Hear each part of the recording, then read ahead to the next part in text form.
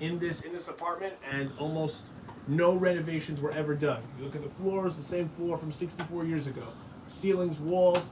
This particular shelf here, this bookcase, was actually brought from his father, the famous Stipler. You look at some of as you can see, you know, the higher ones are obviously, you know, not in the greatest shape. But again, these are shelves from 65, 70 years.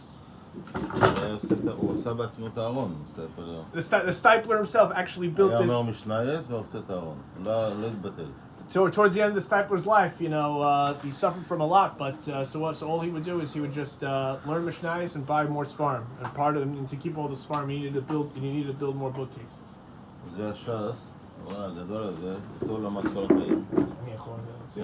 Okay, so this is arguably probably one of the most valuable artifacts that in all of Judaism right now today. This is actually the personalized shas of Chaim Kanievsky.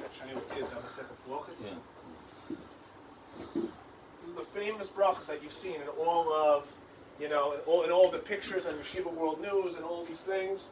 There was a rumor, I think it might have been confirmed, that they sold Chaim Kanievsky Stender for several $1 million. So if you think a Stender is worth a lot, what I'm holding here is close to a 7 to 8 figure, item. יש את הרש"י בפרק שלישי. כשהוא היה מתחתן, לא היה לו ש"ס, לא היה כסף לקנות ש"ס. So at first when Reb Chaim got married, he was very poor. Like I said outside, he didn't work. He didn't have any job. All he was doing, he was learning full time, and he wasn't able to afford a chassan's shas. Nowadays, it's almost like a given. A person gets married, they buy, his in-laws or his parents buy him a shas. So he would build up. He would get one masechta here, borrow one there, and ultimately he was able to buy one. הם גרו בהתחלה בבני ברק ושכרו להם דירה ונשאר כסף מהשכירות. אבל בגלל שאבא של השווה של הרב ואשתו שם, אמרו שאת הכסף הזה צריכים לתת, נשאר מיותר, צריכים לתת לבת שלהם, הרבנית, האמא שלי, אשתו של הרב. אמרו לה שתקנה עם זה מעיל, כי לא היה לה מעיל, והיה מאוד קר, כמו שהיה בגדים.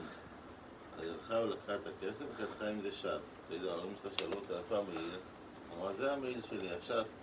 אני יודעת שכל כך רוצה ש"ס, נתנה לה מתנה.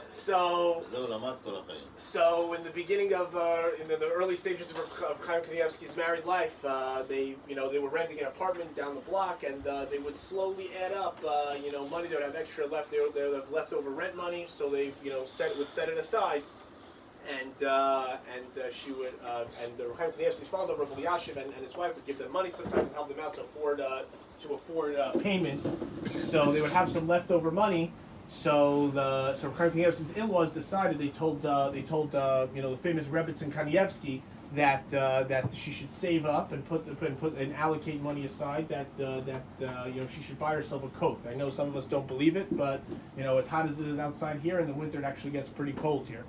Cold, more like 55 degrees. We don't think that that's cold, but people here, anything below 65, it's like, you got the full garb, the hat, the coats, both the religious and also the weather ones. But so what happened was that they kept on saving up money, and eventually instead of buying a coat, they purchased the shas. So the next time Rebbetzin Kanievsky saw her parents, they inquired. They asked her, did you get the new coat yet? She said, yeah. So she said, where's the new coat? So she pointed right here that this is the new coat. אומרים שהם פה בכל החדר